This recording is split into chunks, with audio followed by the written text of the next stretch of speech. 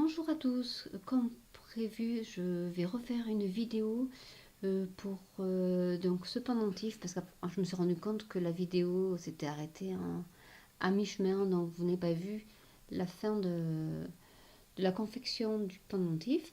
Donc je vais en refaire un autre, donc toujours sur le même principe.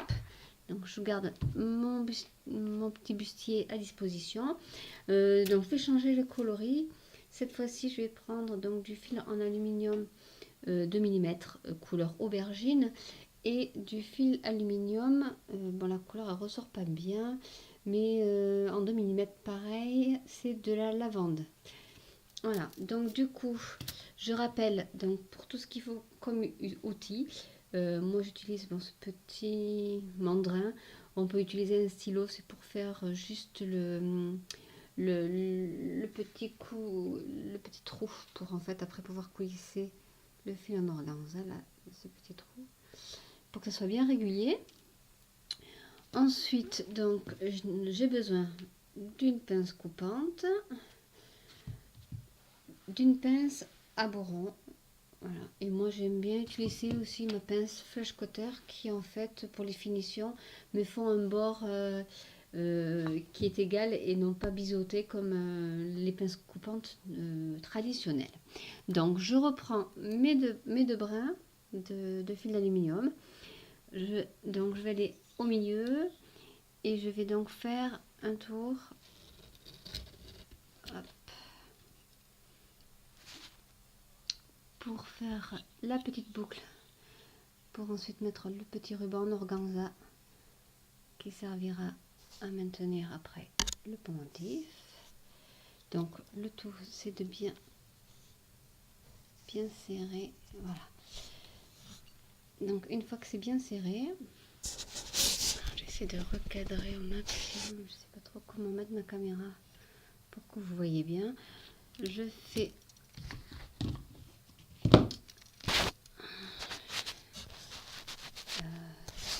comme ça, peut-être un peu plus en hauteur. Donc j'entoure mes fils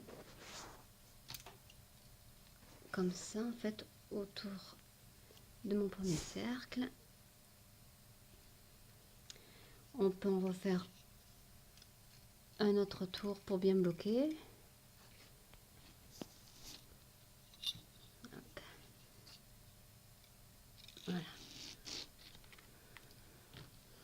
Donc il ne sera pas comme celui que j'ai fait dans l'autre vidéo parce que on ne peut pas faire à l'identique. Enfin, c'est assez difficile de reproduire à l'identique deux fils d'aluminium. Donc le tout c'est d'éviter que le brin ne passe par l'arrière. Donc avoir bien nos brins côte à côte. Voilà, donc du coup je peux enlever mon petit mandrin.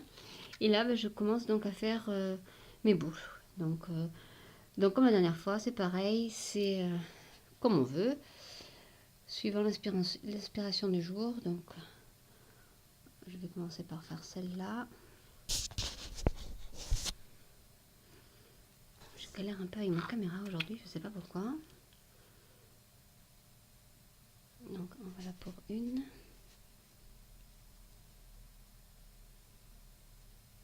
Ici j'en fais une autre de ce côté.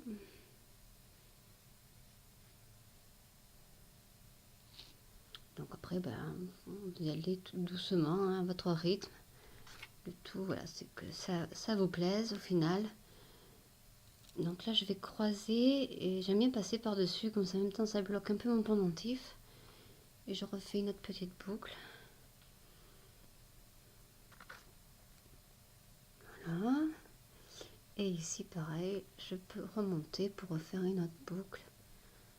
Donc après voilà, c'est vraiment en fait c'est comme les fils viennent et après on peut les arranger comme on veut en sachant qu'ici voilà, donc j'ai ma petite boucle qui est là. Donc le mieux ça sera aussi d'arranger ça pour que ça soit bien droit derrière, que ça soit bien comme ça à l'arrière. Et après on peut remettre en forme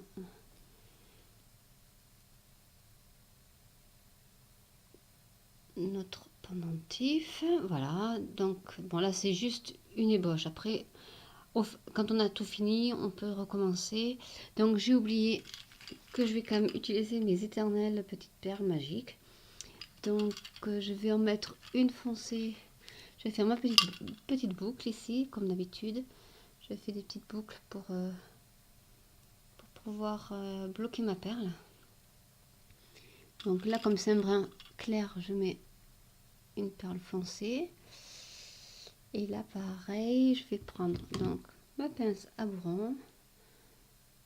Et je vais commencer à faire des petites... alors, je vais prendre ma flush cutter pour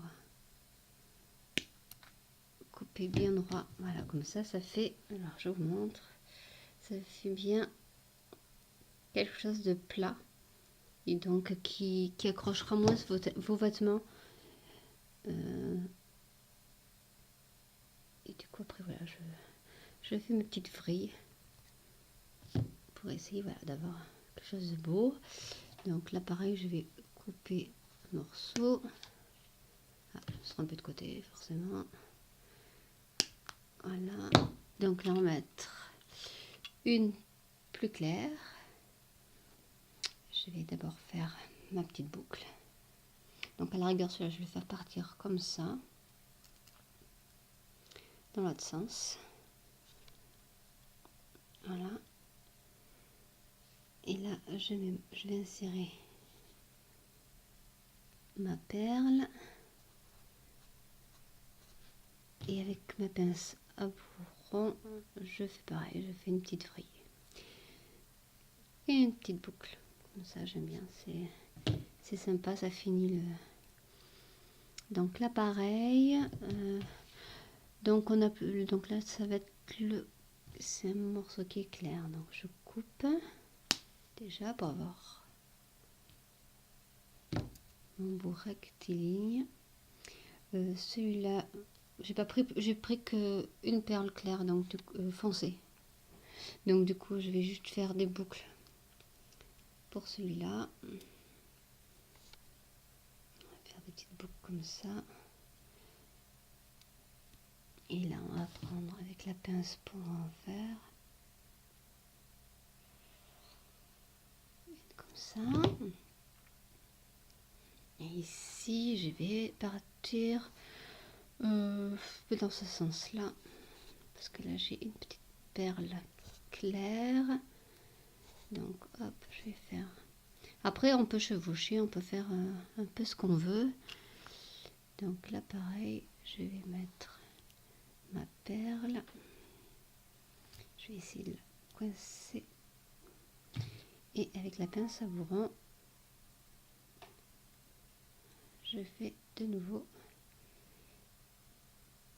une petite boucle. Voilà ce que ça donne. Donc ce qu'on peut faire, c'est déjà on peut écarter, voilà, pour faire... après on fait ce qu'on veut, donc si on veut, on peut les rapprocher, on peut les écarter. Vraiment c'est comme vous voulez. Voilà, là je peux faire quelque chose comme ça, pour essayer de les mettre bien comme il faut. Celui-là par-dessus, on peut les chevaucher, voilà, on peut faire beaucoup de choses avec. Voilà, donc du coup je vais insérer mon ruban en organza dans le trou donc, que j'ai fait avec mon guide. On va accrocher